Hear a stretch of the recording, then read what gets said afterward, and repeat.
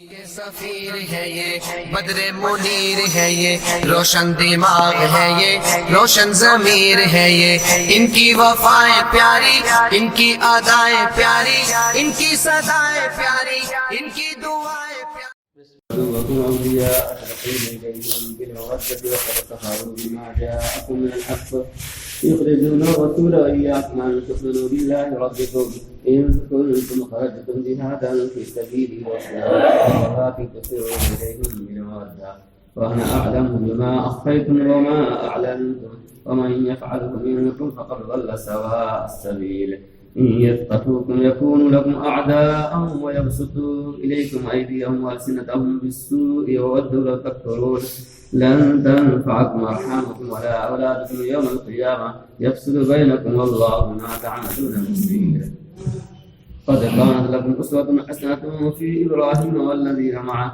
إذ قالوا لقومهم إنا براء منكم وما تعبدون من دون الله كفرنا بكم وبدا بيننا وبينكم العداوة والبغضاء أبدا حتى تؤمنوا بالله وحده إلا قول إبراهيم لأبيه لأستغفرن لك وما أملك لك من الله من شيء ربنا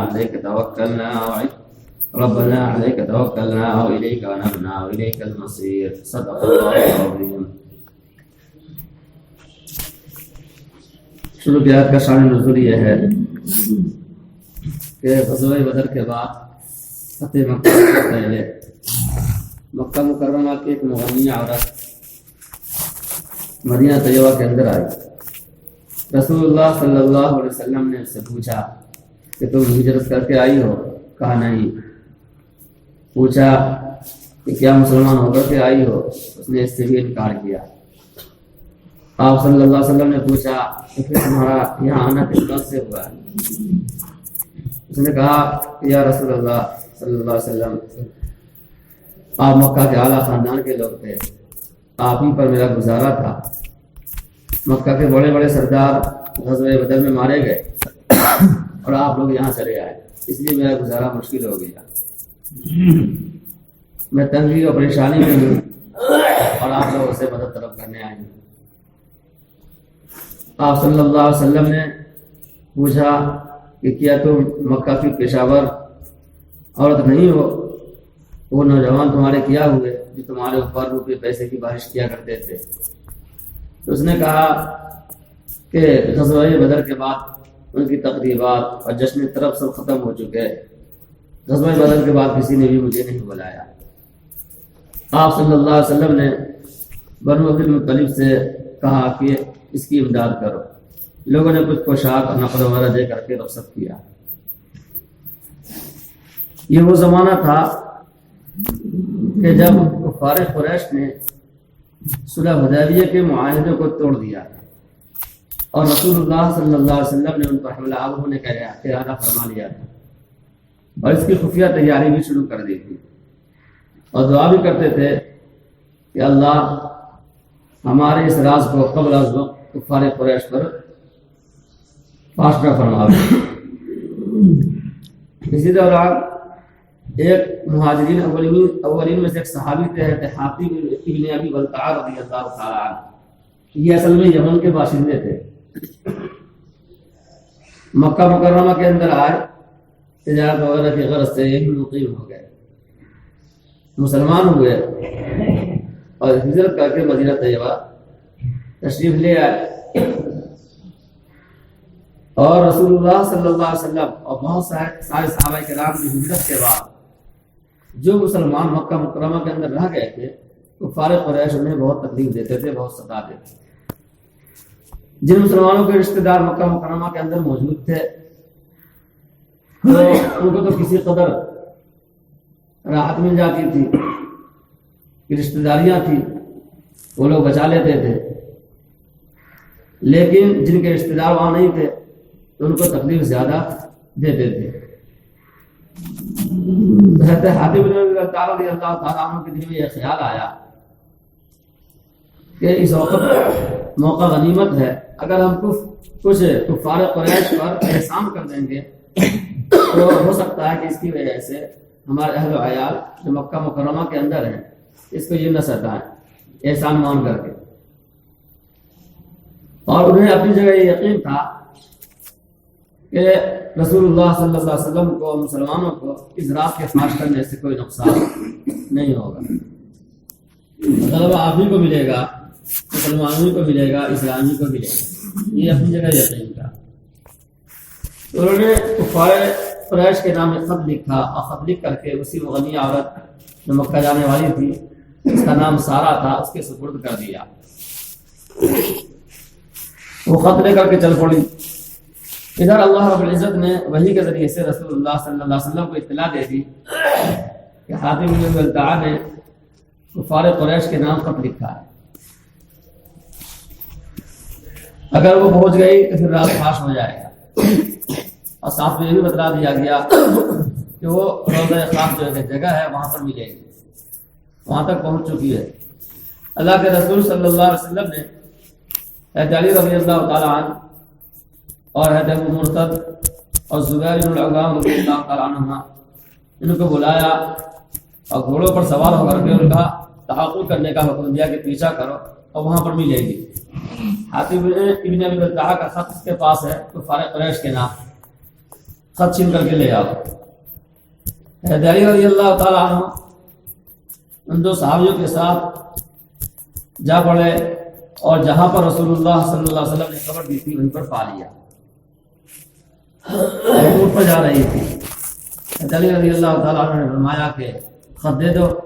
کہ میرے پاس کسی کا کوئی خط نہیں. تلاشی لی لیکن خط نہیں ملا. حضرت علی رضی اللہ تعالیٰ عنہ کے دل میں یہ خیال آیا کہ آپ صلی اللہ علیہ وسلم نے خبر دی ہے, یہ خبر غلط تو ہو نہیں سکتی. تو آپ نے فرمایا کہ دیکھو خط نکال دو ورنہ ہم تمہارے کپڑے اتار دیں گے. خط تو تمہارے پاس ہے. اس نے دیکھا کہ اب رسوائی ہوگی ہماری اگر خط نہیں دیا تو اس نے ازار میں سے خط نکال کر کے دیا. وہ خط لے کر کے واپس آئے. رسول اللہ صلی اللہ علیہ وسلم کے پاس پہنچے. حضرت عمر رضی اللہ تعالیٰ عنہ موجود تھے. حضرت عمر رضی اللہ تعالیٰ عنہ نے اجازت دی کہ اللہ کے رسول صلی اللہ علیہ وسلم حکم دے تو میں اس منافق کی گردن اڑا دوں. آپ صلی اللہ علیہ وسلم نے حضرت حاتم بن بلتعہ رضی اللہ تعالیٰ عنہ سے پوچھا کہ تمہیں اس کام پر کس چیز نے آمادہ کیا؟ تو انہوں نے کہا کہ اللہ کے رسول صلی اللہ علیہ وسلم میری ایمان میں ذرا برابر بھی فرق نہیں آیا. بات یہ ہے کہ میرے اہل و عیال مکہ مکرمہ کے اندر ہیں اور مہاجرین اولین میں سے کوئی بھی صحابی ایسے نہیں ہیں کہ جن کے رشتہ دار مکہ مکرمہ کے اندر موجود نہ ہوں. وہ کسی قدر تکلیف سے بچا لیتے ہیں, لیکن ہمارا کوئی اور رشتہ دار ہے نہیں, ہم یمن کے باشندے ہیں. تو میرے دل میں یہ خیال آیا ہم اگر کچھ احسان کر دیں گے تو کفار قریش ہمارے اہل و عیال کو تکلیف نہیں پہنچائیں گے. بس اس وجہ سے ہم سے یہ غلطی ہو گئی. اور ادھر مجھے یقین تھا کہ اللہ تعالیٰ کبھی بھی آپ کو مغلوب نہیں کریں گے اور کبھی بھی مسلمانوں کو کوئی نقصان نہیں پہنچے گا اگر یہ راز فاش ہو گیا تو. آپ صلی اللہ علیہ وسلم نے فرمایا کہ سچ کہا. حضرت عمر رضی اللہ تعالیٰ عنہ نے بات دہرائی کہ حکم دیا کہ اس کی گردن اڑا دیں.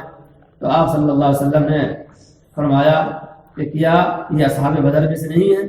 تو اللہ تعالیٰ نے اصحاب بدر سے مغفرت کا اور جنت کا وعدہ فرمایا ہے.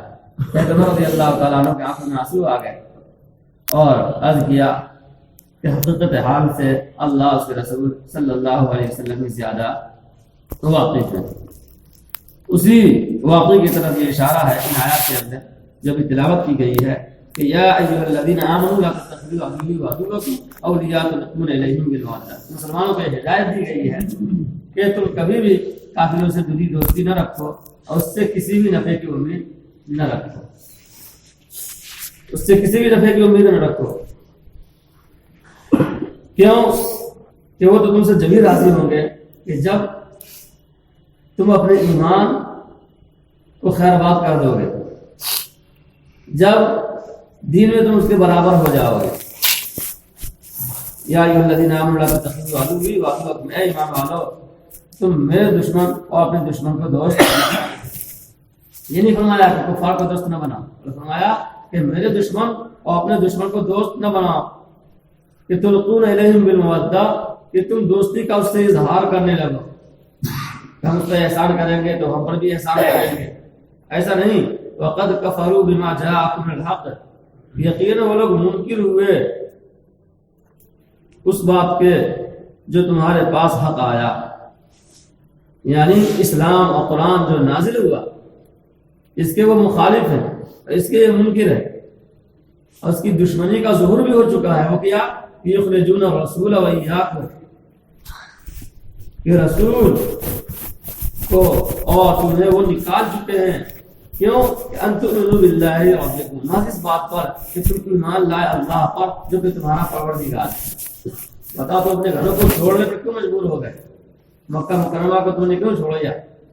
یہ محبوب شہر، یہ تمہارا محبوب وطن، اور وہاں تمہارا گھر ہے، تمہاری جائیدادیں ہیں، تمہاری چیزیں ہیں، کس چیز نے تمہیں وہاں سے نکلنے پر مجبور کر دیا؟ کہا کہ کوئی اور غلطی تو تھی نہیں کہ تم صرف ایمان لے آئے تھے اللہ پر جو تمہارا پروردگار ہے، اس وجہ سے تمہیں اپنے گھروں سے نکلنے پر مجبور کر دیا، اور تم آج دوستی کہاں پڑھا رہے ہو؟ ان کنتم خرجتم جہادا فی سبیلی وابتغاء مرضاتی تسرون الیہم بالمودہ، اگر تم میرے راستے میں جہاد کے لیے نکلے ہو اور میری رضا جوئی کے غرض سے نکلے ہو، تو پھر تو یہ حرکت نہیں ہونی چاہیے کہ تسرون الیہم بالمودہ، کہ تم چپکے چپکے ان کی طرف دوستی کا ہاتھ بڑھاؤ، کہ خفیہ تم نے خط لکھ دیا، کسی کو خبر نہیں۔ آپ کا درجہ تو بہت ہی اعلیٰ ہے، آپ اصحاب بدر میں سے ہیں، یہ بات تو درجہ اولا جاننا چاہیے کہ کسی کو معلوم ہو نہ ہو، اللہ کو تو ہمارے عمل کا علم ہے ہی، کوئی بھی ہم عمل کریں، کوئی بھی کام کریں۔ آپ نے یہ کیسے سمجھ لیا کہ ہم خط لکھ رہے ہیں، اس کی خبر کسی کو نہیں ہوگی؟ وَأَنَا أَعْلَمُ بِمَا أَخْفَيْتُمْ وَمَا أَعْلَنْتُمْ، کہ میں خوب جانتا ہوں اس کو جس کو تم چھپاتے ہو، جس کو تم ظاہر کرتے ہو۔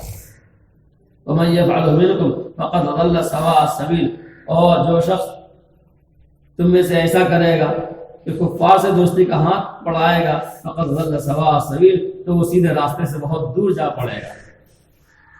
اور سنو کہ إِن يَتَّقُوكُمْ يَكُونُوا لَكُمْ أَعْدَاءَ، کہ جس سے تم رحمت کے امیدوار ہو، اور یہ سمجھ رہے ہو کہ ہمارے اوپر کسی قدر یہ رحم کریں گے، ان کا حال یہ ہے کہ اگر یہ لوگ تم پر قابو پا لیں اور دسترازی کا جو ہے موقع مل جائے گی، دسترس حاصل ہو جائے تمہارے اوپر، یکون لکم اعداء، تو تمہارے لیے دشمنی ظاہر ہو جائے، یعنی کھل کر کے یہ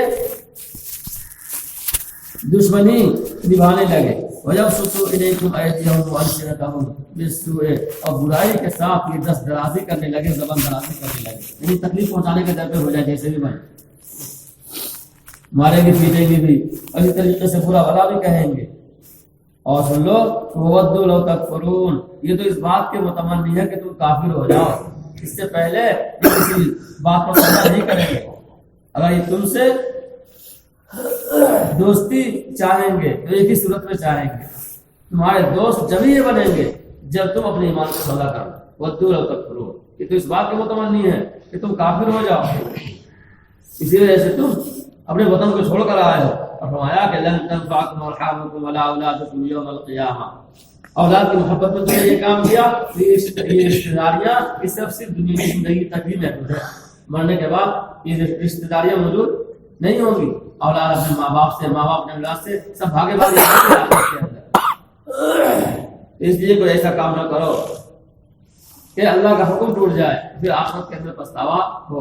لن تنفعکم ارحامکم ولا اولادکم یوم القیامہ، کہ ہرگز تمہارے رشتہ دار، تمہاری اولاد نفع نہیں پہنچائیں گے قیامت کے دن۔ لن تنفعکم ارحامکم ولا اولادکم یوم القیامہ، یعنی محض رشتہ داری کی بنیاد پر ان سے نفع نہیں پہنچنے والا ہے، وہاں رشتہ داریاں ختم ہو جائیں گی۔ یفصل بینکم، اللہ تعالیٰ قیامت دن تمہارے درمیان فیصلہ فرما دیں گے۔ واللہ بما تعملون خبیر، واللہ بما تعملون بصیر، اور جو کچھ بھی تم کر رہے ہو اللہ تعالیٰ اس کو دیکھ رہے ہیں۔ اگلی آیت میں حضرت ابراہیم علیہ السلام کا واقعہ بیان فرمایا ہے، اور واقعہ بیان فرما کر کے مسلمانوں کو تنبیہ کی گئی ہے کہ دیکھو حضرت ابراہیم علیہ السلام کیسے خاندان میں پیدا ہوئے کہ پورا کا پورا خاندان مشرک تھا، لیکن حضرت ابراہیم علیہ السلام نے اللہ سے محبت کا یہ ثبوت دیا کہ انہوں نے یہ اعلان کر دیا کہ میں تم سے بیزار ہوں، اور نہ صرف یہ اعلان کیا کہ میں تم سے بیزار ہوں، بلکہ دشمنی کا بھی اعلان فرما دیا کہ جب تک تم ایمان میں داخل نہیں ہوتے ہو اس وقت تک عداوت اور بغض کی دیوار ہمارے درمیان حائل رہے گی۔ قد كانت لكم اسوة حسنة في ابراہیم والذین معه، یقیناً تمہارے لیے بہترین نمونہ ہے حضرت ابراہیم علیہ السلام کی زندگی میں اور ان لوگوں کی زندگی میں جو ان کے ساتھ یعنی حضرت ابراہیم علیہ السلام کے ساتھ ہوئے اطاعت وغیرہ میں۔ اذ قالوا لقوم انا براء منكم ومما تعبدون من دون الله، تو یاد کرو جب کہ حضرت ابراہیم علیہ السلام اور ان کے متبعین نے اپنی قوم سے کہا کہ بے شک میں بیزار ہوں تم لوگوں سے بھی اور ان لوگوں سے بھی کہ جن کی تم عبادت کرتے ہو اللہ کو چھوڑ کر، کفرنا بکم، کہ ہم تمہارے منکر ہوئے ہیں، وبدا بیننا وبینکم العداوۃ والبغضاء، اور ہمارے اور تمہارے درمیان ہمیشہ کے لیے دشمنی ظاہر ہوگی، یعنی کبھی بھی دوستی ہماری اور تمہاری نہیں ہو سکتی حتی تؤمنوا باللہ وحدہ، یہاں تک کہ تم ایک اللہ پر ایمان لے آؤ۔ الا قول ابراہیم لابیہ لاستغفرن لک وما املک لک من اللہ من شیء، اگلے جملے سے ایک شبہ ہو سکتا تھا، اس شبے کو دور فرمایا گیا ہے کہ ہم سب جانتے ہیں کہ حضرت ابراہیم علیہ السلام نے اپنے والد سے کہا تھا کہ ہم جاتے ہیں اگر میری بات آپ نہیں مانتے تو میں آپ کی استغفار کرتا رہوں گا۔ حضرت ابراہیم علیہ السلام کا اپنے باپ کے لیے استغفار کرنا دوستی اور محبت کی طرف اشارہ کرتا ہے، دوستی نہیں کی تو پھر آپ نے استغفار کیسے کیا؟ تو اس کا جواب دیا علماء نے کہ حضرت ابراہیم علیہ السلام نے اپنے باپ کے لیے جو استغفار کا وعدہ کیا تھا یہ اس وقت کیا تھا کہ جب کہ حضرت ابراہیم علیہ السلام کو یہ سمجھ میں آ گیا تھا کہ ہمارے والد کا دل ایمان کی نرم ہو چکا ہے اور ایمان میں داخل ہو گئے، بس اس کا ظہور نہیں ہوا ہے، ان قریب اس کو ظاہر کر رہے ہیں۔ لیکن جیسے ہی حضرت ابراہیم علیہ السلام کو یہ معلوم ہو گیا کہ یہ اللہ کا دشمن ہے اور غیر اللہ کا پجاری ہے، تو پھر حضرت ابراہیم علیہ السلام نے وہاں پر بھی اعلان فرما دیا بیزاری کا اور دشمنی کا۔ الا قول ابراہیم لابیہ، سوائے ابراہیم علیہ السلام کہ اپنے باپ کے اس قول سے کہ لاستغفرن لک، ضرور میں آپ کے لیے استغفار کروں گا، وما املک لک من اللہ من شیء، اور ساتھ میں یہ بھی فرما دیا تھا حضرت ابراہیم علیہ السلام نے کہ میں آپ کے لیے اللہ کی طرف سے اس سے زیادہ کا اختیار نہیں رکھتا، استغفار کروں گا، میں دعا قبول کرا لوں، مغفرت کروا لوں، ایمان میں داخل کرا دوں، یہ میرے ہاتھ میں نہیں ہے، یہ اللہ کے ہاتھ میں ہے۔ ربنا علیک توکلنا والیک انبنا والیک المصیر، اور پھر یہ فرما کر کے اللہ کی طرف رجوع ہوئی، ہم نے آپ ہی پر بھروسہ کیا، ربنا علیک توکلنا، آپ ہی پر ہم نے بھروسہ کر کے اعلان برات کر دیا ہے، ہر ایک سے قطع تعلق کا ہم نے اعلان کر دیا ہے کہ میرا اس سے کوئی واسطہ نہیں جو اللہ پر ایمان نہیں رکھتے۔ وَإِلَيْكَ أَنَبْنَا، اور آپ ہی کی طرف ہم رجوع ہوتے ہیں، وَإِلَيْكَ الْمَصِيرُ، اور کیوں ہوتے ہیں آپ ہی کی طرف رجوع؟ اس لیے کہ آپ ہی کی طرف ٹھکانہ ہے ہمارا۔ رَبَّنَا لَا تَجْعَلْنَا فِتْنَةً لِلَّذِينَ كَفَرُوا وَاغْفِرْ لَنَا رَبَّنَا، اب جب انہوں نے اعلان برات کر دیا اور یہ کہہ دیا کہ ہمیں کسی سے کوئی مطلب نہیں ہے، جو لوگ اللہ کو نہیں مانتے، اللہ کے رسول کو نہیں مانتے، تو پھر ہمارا بھی اس سے کوئی تعلق نہیں، تو ہو سکتا ہے کہ یہ سب مل کر کے اب تکلیف پہنچائے، تو یہ دعا فرمائی، ربنا لا تجعلنا فتنة للذین کفروا واغفر لنا ربنا، اے ہمارے پروردگار ہمیں کافروں کے سامنے تختہ مشق نہ بنائیے، یعنی ایسا نہ بنائیے کہ کفار ہمیں تکلیف پہنچانے لگے، ہم برداشت نہ کر سکے۔ واغفر لنا ربنا، اے پروردگار ہماری مغفرت فرما دیجیے، انک انت العزیز الحکیم، یقیناً آپ بڑے زبردست ہیں، بڑی حکمت والے ہیں۔ لقد كان لكم فيهم اسوة حسنة لمن كان يرجو الله واليوم الآخر. یقیناً ان لوگوں میں یعنی حضرت ابراہیم علیہ السلام میں اور ان کے متبعین میں ان کے ماننے والوں میں تمہارے لیے یہ بہترین نمونہ ہے. کس چیز کا نمونہ ہے؟ کن لوگوں کے لیے نمونہ ہے؟ ان لوگوں کے لیے جو اللہ سے ملنے کی اور آخرت کے دن کے آنے کی اعتقاد رکھتا ہے، ان کے لیے بہترین نمونہ ہے. ومن یتولی، اور جو شخص اس سے روگردانی کرے گا، حضرت ابراہیم علیہ السلام کی اس سنت سے دور رہے گا اور اللہ کے نافرمانوں کو اپنا دوست بنا لے گا اور اس سے نفع کی امید رکھے گا، اس سے اللہ کا کوئی نقصان ہونے والا نہیں ہے. فإن اللہ الغنی، کیونکہ اللہ تو بے نیاز ہے، الحمید، اللہ کے تعریف ہے. ہم عبادت کریں گے اللہ کی اور اللہ کے دشمنوں سے دشمنی رکھیں گے تو اس میں اللہ کا کوئی نفع نہیں ہے، ہمارا نفع ہے. اللہ کے دشمنوں سے ہم دوستی کر لیں گے تو ایسا نہیں ہے کہ اللہ کی شان میں کوئی کمی آ جائے گی، بلکہ ہماری شان میں کمی آ جائے گی اور ہو سکتا ہے کہ اس کی کفر کی نحوست کی وجہ سے ہم بھی جو ہے اپنے ایمان سے ہاتھ دھو بیٹھے. اس لیے ہدایت دی گئی ہے کہ ایسے لوگوں سے دور رہیں. ومن یتولی فإن اللہ الغنی الحمید، جو شخص سے روگردانی کرے گا تو پھر اس سے اللہ کا کوئی نقصان نہیں ہونے والا ہے، اللہ تو بے نیاز ہے، لائق تعریف ہے. اللہ تعالیٰ ہم سب کو دین کی صحیح سمجھ کی توفیق عطا فرمائے.